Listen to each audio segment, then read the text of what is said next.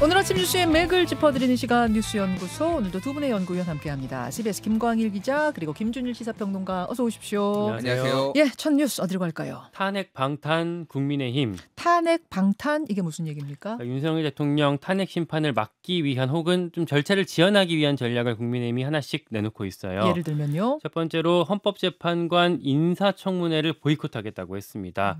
그래서 어제 의원식 국회의장 주재로 여야에서 협상을 잠깐 했었는데 결렬됐었고요. 만약에 이렇게 계속 거부하게 되면은 국회 몫의 재판관 추천을 야당 단독으로 진행할 가능성이 있습니다.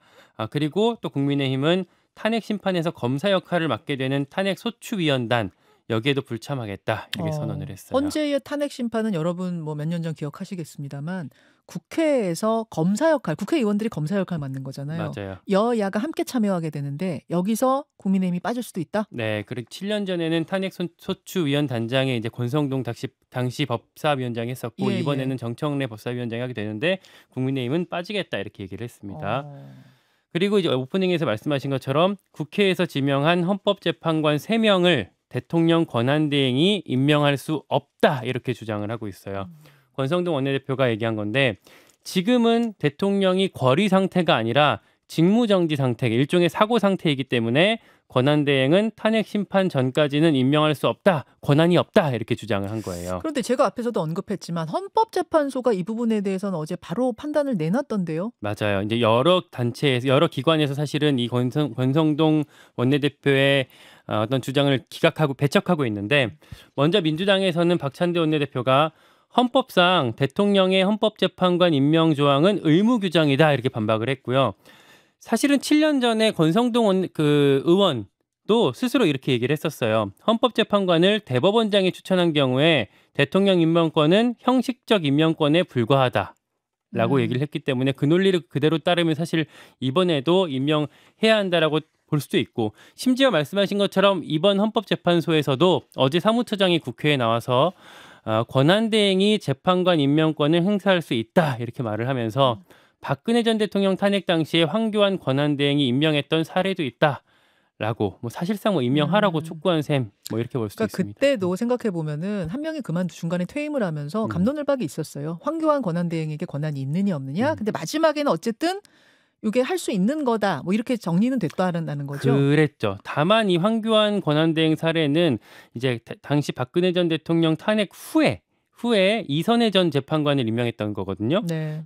그러다 보니까 이번에도 그러면 그 탄핵 후까지 기다렸다 해야 되는 거 아니냐라는 주장을 하는 경우가 국민의힘에도 있고, 황교안 전 대표 같은 경우에도 이런 얘기를 하고는 있습니다. 다만 어제 헌재에서는 할 수 있다라고 결론을 내줬고. 그렇죠.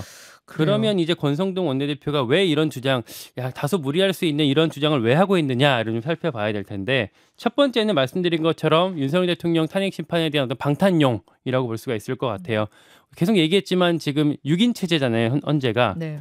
이 6인 체제로 계속되는 게 윤 대통령 입장에서는 유리할 거고, 반면에 이 재판관이 늘어나게 되면은 소수 의견을 한두 명이 제시하더라도 인용 가능성이 있기 때문에 이렇게 맞부딪힌다고 할 수가 있겠고요. 왜 이제 윤 대통령에게 유리하냐면 6명 체제면 6명 만장일치가 나와야 되는데, 사실 만장일치라는 게 혹여라도 한 명이라도 다른 의견이 있으면 안 될 수도 있는 거니 그게 더 유리하다라고 판단을 윤 대통령 측에서는 하고 있는 거죠. 심지어는 4월 18일이면 2명의 헌법재판관의 임기가 끝나기 때문에 4인 체제가 됩니다. 네. 그렇게 되면 선고를 내릴 수도 없기 때문에 이런 측면에서 권성동 원내대표는 계속 이런 주장들을 하고 있는 것 같고요. 두 번째로는 이재명 견제용이 있습니다. 그러니까 어떤 지연 전략의 일환이라고 볼 수가 있는 건데, 이재명 대표 공직선거법 재판 2심 선고 뒤에 대선이 치러지도록 하면은 이제 피선거권 박탈이나 이런 프레임이 더 유리한 지점이 있을 수 있기 때문에 계속 미루려고 하는 지점이 있습니다.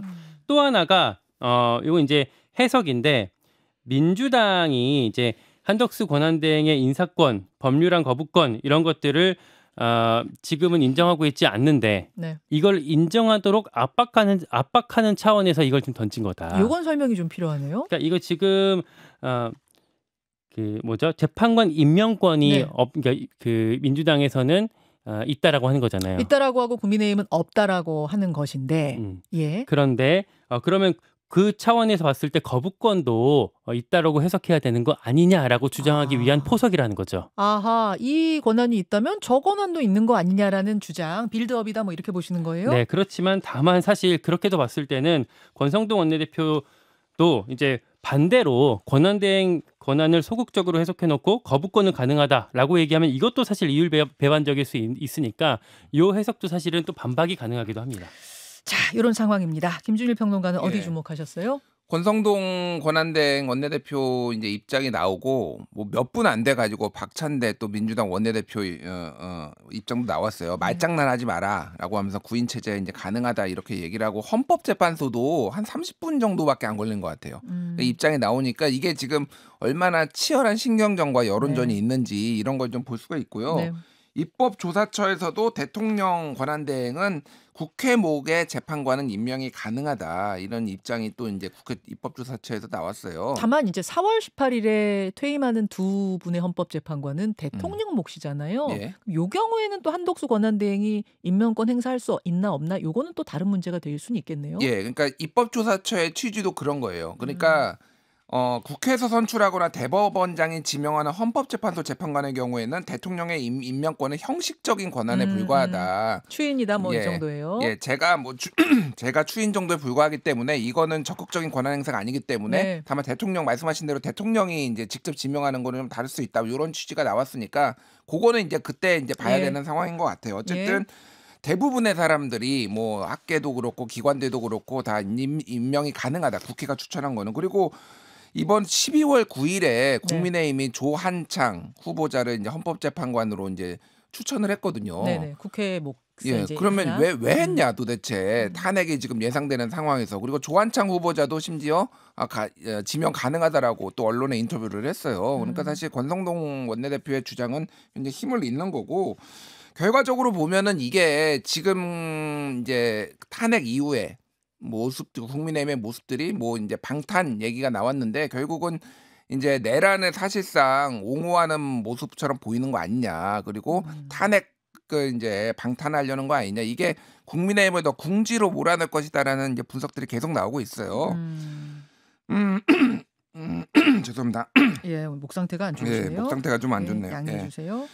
그 한겨레가 보도를 했는데 계엄 선포 순간에 국민의힘 의원들 텔레그램 방을 이제 얘기를 했는데 거기에서 몇 명 의원들이 수도권 의원을 중심으로 한동훈 당대표도 본회의장으로 가자라고 했는데 상당수 의원들이 침묵을 하고 특히 추경호 원내대표는 거기서 침묵을 했다. 뭐 이런 것들이 나오고, 뭐 김광희 기자가 얘기를 했지만은 탄핵 소추안 안에 추경호 원내대표의 책임론이 나오면서 그게 이제 상당히 분위기가 바뀌었다. 그래서 표결 직전에 표결 직전에 그런 문서들이 이제 표결 직전에 돌았다라는 거니까 결국은 지금 이 정당이 뭔가 자신들을 방어하기 위해 이런 권리들을 행사하는 거 아니냐 이런 우려들이 나오고 있고, 특히 저는 이제 조선일보의 입장이 굉장히 눈에 띄는데, 저도 오늘 조선일보 일면 헤드라인이 확 눈에 들어오더라고요. 일면 헤드라인이 뭐였냐면 탄핵의 강 피하다 계엄의 바다로.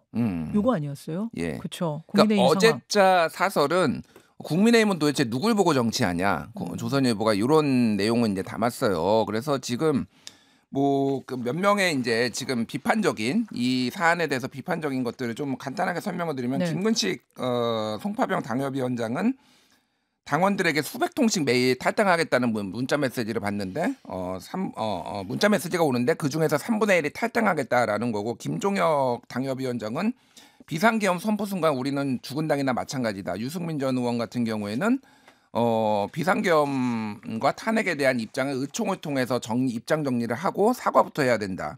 뭐 유이동 경기도 평택병 당협위원장 같은 경우에는 전두환 노태우 신군부 이미지를 지워내려고 40년간 노력했는데 한밤에 비상계엄 선포로 다 날아갔다.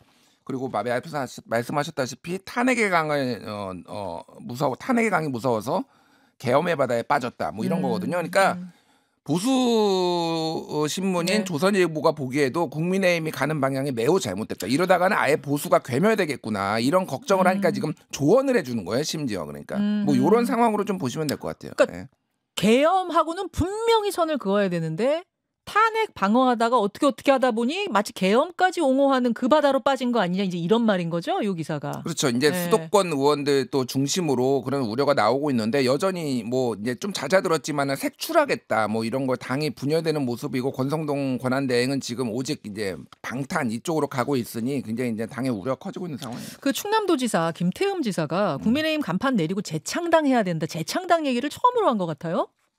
김태흠 지사? 공식적으로는 좀 권위 있는 사람의 입장에서는 공식적으로는 처음 나온 것 같습니다. 그래서 뭐 이게 지금 집권이 문제가 아니라 일단은 국민의 신뢰를 회복하는 게 최우선이다 이런 얘기를 했으니까 예전에 이제 새누리당에서 예. 아니 그러니까 이제 한나라당. 한나라당에서 새누리당으로 간판을 갈아 끼웠을 때 그런 것 같은 이제 좀 재창당은 좀 얘기를 한 것 같습니다. 그 추경호 원내대표를 지키기 위해서 탄핵소추안을 부결해야 한다라는 의원들의 주장이 있었던 점에 대해서는 사실은 그게 추경호를 지키기 위해서도 있지만 그 당시에 국회로 들어오지 않고 당사에 있었던 의원들 본인들이 네. 스스로를 어떤 방어하기 위해 스스로를 면피하기 위해 그런 주장들을 낸 거 아니냐 이런 어떤 여권 내에 자성도 있습니다. 예, 예. 자, 국민의힘 분위기까지 전해주셨고요. 두 번째 이슈 넘어가죠. 윤 대통령 지연 전략. 예, 요건 지금 수사도 그렇고 탄핵 심판도 그렇고 양쪽에서 다 지연 전략을 펴고 있다 이런 지적인 거죠. 네, 최대한 버티기 모드를 하고 있어요. 대국민 담화할 때 뭐 탄핵하든 수사하든 당당히 맞서겠습니다라고 밝혔던 거랑은 완전히 다른 모습이죠. 출석 거부. 일단은 검찰이 1차 출석 소환 통보했던 거 거부했었고 2차 소환 통보가 이번 주 토요일이거든요. 네. 근데 뭐 여기에 대해서도 일절 지금 응답하지 않고 있습니다. 그리고 수령 거부, 경찰, 공수처 등이 하고 있는 공조본이죠. 공조본에서 원래 출석 요구한 날짜가 오늘이거든요. 네, 네. 여기에 대해서는 아예 출석 요구서 자체를 수령하지 않고 있습니다. 석동현 변호사에게 윤 대통령 측 이제 어떤 공보를 맡고 있는 석동현 변호사가 이렇게 얘기를 했어요. 며칠 내에 입장을 내겠다. 그 말은 이제 경찰이 원래 출석 요구한 게 오늘인데 오늘은 네. 안 나간다는 말이잖아요. 네, 네. 예, 그러니까 일단 계속 뭉개고 있다 이렇게 볼 수가 있을 것 같고요.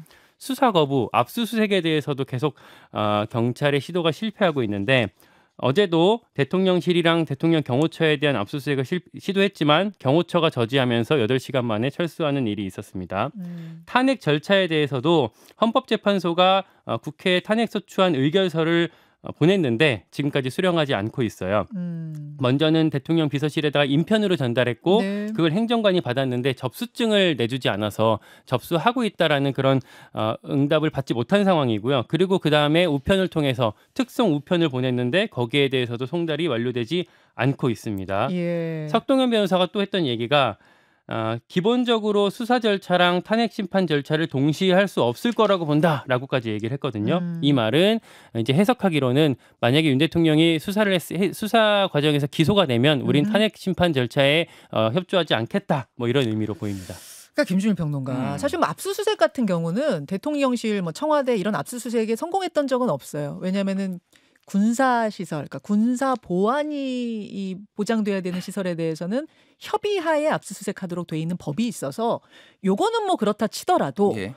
조사 적극적으로 임하겠다고 했으면 소환 요청 왔을 때 당당하게 가서 조사 받아야지 말에 맞는 거 아니에요? 앞뒤가 맞는 거 아니에요? 그렇죠. 이거 왜 이렇게 자꾸 차일피일 미룹니까? 법적 정치적 책임을 지겠다고 본인이 이제 담화를 통해서 얘기를 했잖아요. 예. 근데 지금 법적 정치적 책임을 전혀 지금 지지 않는 모습을 보여주고 있는데 일단 검경의 입장은 대통령이 지금 안 나오는 게 뻔한데 그 안 나오려고 하는 것 같은데 계속 보내는 거는 결국은 이제 긴급 체포라든지 아니면 구속영장을 발부받기 위한 절차로 좀 보시면 될 것 같아요. 그러니까 일반적으로 2번 안 나오면 3번째 법원에서 발부해 줍니다. 네. 다만 이거를 이제 뚫고 들어갈 수 있느냐 경호처가 그렇죠. 이제 이런 문제가 발생을 하긴 하지만은 근데 그걸 경호처가 막을 수 있을까요? 구속영장 발부받아서 왔는데? 법 집행을 막는 거는 경호처 입장에서도 나중에 다 처벌될 수 있거든요. 그러니까요. 그러니까 예. 긴급 체포 같은 경우는 지난번에 말씀드렸지만은 이거는 도주 우려, 증거인멸 우려 이런 예, 것들이 이제 있을 때만 가능한데 아니 차택에 있는데 무슨 도주 우려가 있느냐 뭐 그러니까 이렇게 논리로 막을 수는 있는데 영장이 나와버리면은 그럼요. 예. 그리고 압수수색은 제가 앞에 말씀드렸다시피 법이 있어요. 법에 있어서 뭐 임의 제출하겠다 하면은 뚫고 들어갈 방법은 없는데 영장이 발부되면 좀 이야기가 달라지는 것 같습니다. 그러니까요. 예. 그런데 이제 또 하나가 뭐냐면은 이제 헌법재판소에서 이제 기일을 이제 시작하기 위해서 지금 서류를 송달을 했잖아요. 네. 근데 이게 쉽게 얘기하면은 이제 발신주의가 아니라 도달주의라고 합니다. 발신주의는 이 서류를 발신하는 순간 이 효력이 발생하는 건데 이거는 일반 소송, 민사 소송도 그렇는데 도달주의라고 해가지고 당사자가 받아야 되는 건데 이거는 이 사람이 내가 없는 때 문서가 와가지고 예를 들면은 내가 그 소송하는 사람이 피해를 볼 수가 있기 때문에 정확하게 이 사람이 있는 거를 폐문부재라고 하죠. 집이 문이 닫혀 있고 사람이 없을 때 이거를 전달돼서 일방적으로 소송이 진행되는 거를 막기 위해서 헌법재판소도 마찬가지예요. 발신주의가 아니라 도달주의인데 문제는 그러니까 이게 이 취지는 뭐냐면요. 어디 여행 가거나 출장 가거나 집에 없을 때 그때 못 받는 거를 우려를 해서 한 건데 윤석열 대통령은 지금 관저에 있는 거는 전 국민이 알고 있거든요. 근데 이게 발신주의 그러니까 이게 도달주의를 하는 게 맞느냐 사실. 법은 그렇게 돼 있는데 굉장히 비겁한 행동을 하고 있다. 뭐 이렇게 보시면 될 것 같습니다. 그리고 어제 이제 석동현 변호사가 짧게 뭐 얘기를 했는데 내란이 아니다. 국헌문란도 아니다. 폭동 요소도 없었다. 그리고 탄핵할 만큼 중대한 사안이 아니고 통치행위다 이런 주장을 해가지고 요 세 가지가 앞으로 헌법재판소나 뭐 이제 법정에서 어떤 뭐 이제 기소가 만약에 되면은 법정에서의 쟁점이 될 것 같아요. 그렇죠. 내란죄 여부. 알겠습니다. 그 재판 지연, 그러니까 이 헌재 심판이 열리는 것을 지연시키는 행위 관련해서는 사실은 이재명 대표의 딜레마도 있잖아요. 이재명 대표도 지금 재판 지연시키려는 전략 펴고 있는 거 아니야? 침대 축구하는 거 양쪽 다 침대 축구하는 거 아니야? 이런 비판이 사실 있단 말입니다. 어제 이제 TV조선이 단독으로 보도를 했는데 지난 9일에 법원이 이재명 대표한테 소송 접수 기록 통지서를 보냈는데 이사 불명으로 송달이 되지 않자 이틀 뒤에 11일에 재차 발송을 했고요. 이재명 대표한테 국선 변호인 선정 안내 통지서를 보냈다라는 거예요. 그러니까 쉽게 얘기를 하면 시간 끌기 전략을 이재명 대표 측이 그러니까 공직선거법 2심과 관련해서 끌기 전략을 하고 있는데 이거를 법원에서 더 이상 기다려주지 않겠다. 뭐 이 정도로 보시면 될 것 같아서 사실 대통령도 굉장히 문제인데 이재명 대표도 이게 본인 재판은 지연을 하면서 그러면은 빌미를 주는 게 되는 거죠. 대통령한테는 빨리 하라고 하는 게 이게 말이 되느냐 이런 비판도 좀 나오고 있습니다. 그래서 이 부분은 잠시 후에 제가 인터뷰에서 박주민 의원 인터뷰에서 좀 질문을 해보도록 하고 다음으로 갑니다. 건진법사 체포. 건진법사 체포. 건진법사 참 많이 듣던 이름인데 어떤 일이 벌어진 겁니까? 윤석열 대통령 부부랑 친분이 있는 걸로 알려진 뭐 이렇게 무속 논란이라고 늘 나오면은 건진, 천공 뭐 이렇게 나왔었잖아요. 그 중에 한 명인 건진법사 전성배 씨가 검찰에 체포가 됐습니다. 혐의는요. 2018년 지방선거 당시에 경북 영천시장에 출마하려는 후보자한테 1억 원 넘는 금품을 받은 혐의, 정치자금법 위반 혐의로 체포가 된 거예요. 뭐 그 검찰이 다른 사건, 그러니까 뭐 코인 사기 혐의 수사 과정에서 수상한 자금 흐름을 살펴보다가 뭐 이 혐의점을 포착했다라고 해서 이제 뭐 체포가 들어간 건데 여권에서 지금 뭐 우려 걱정하고 있는 거는 최근에 계속 명태균 씨 관련해서 황금폰이 등장하면서 여기에 뭐 엄청난 또 게이트가 열리는 거 아니냐 이런 우려를 했었는데 전성배 씨, 건진법사 전성배 씨가 갖고 있었던 핸드폰, 뭐 법사폰이라고도 얘기를 하긴 하던데 이 핸드폰 안에 과연 윤 대통령과 이제 교신했던 혹은 김건희 여사와 주고받았던 그런 연락이 있지 않았겠냐. 그런 게 있었으면 그런 게 나온다면 또 다른 게이트로 비화될 수 있다. 뭐 이런 얘기들이 나오고 있습니다. 그러면 명태균 게이트에 이어서 뭐 건진 게이트가 또 터질 수도 있는 거예요? 뭐 아직은 뭐 전혀 그런 단계는 아니긴 한데 그런 뭐 전망과 뭐 기대, 걱정, 우려 이런 것들이 나오고 있습니다. 건진법사 이 이름은 대선 당시에 많이 나왔었어요. 기억하시죠? 그래서 이제 누구가 가장 법력이 세고 영향력이 있느냐 가지고 천공이냐 뭐 이제 건지냐 이 얘기가 나오다가 갑자기 명태균 씨가 튀어나오면서 명태균이 가장 영향력이 있었다 막 이런 뭐 얘기까지 좀 있었는데 이건 2018년이에요. 그러니까 이건 사실은 직접적으로 지금 윤석열 대통령이나 김건희 여사랑은 관련이 있는 건 아니에요. 2018년의 사건이에요? 2018년에 영천시장에 출마하려는 후보자한테 1억 원은 넘는 금품을 받았는데 자, 기억하실지 모르겠는데 추경호 의원 원내대표가 지금 명태균 씨의 주장에 따르면은 20억 원을 받았다. 수뢰를 했다. 그 지방선거 출마하는 사람한테 이거는 수사를 통해서 확인해봐야 되고 당사자는 주장이죠. 부인을 하고 있는데 그것도 2018년이에요. 그러니까. 그런데 다시 한번 2022년에도 시도를 했다. 뭐 이런 거거든요. 그러니까 사실 이게 좀 관계를 해야 되고 말씀하셨다시피 지금 황금폰, 명태균의 황금폰 그리고 건진의 법사폰 2개가 있대요. 황금폰과 법사폰. 오케이. 자, 주목해야 될 지점들 좀 짚어주셨고요. 그 명태균 황금폰 이야기는 박주민 의원하고 해보겠습니다. 두 분 수고하셨습니다. 고맙습니다. 감사합니다. 김현정의 뉴스쇼는 시청자 여러분의 참여를 기다립니다. 구독과 좋아요, 댓글 잊지 않으셨죠? 알림 설정을 해두시면 평일 아침 7시 10분 실시간 라이브도 참여하실 수 있습니다.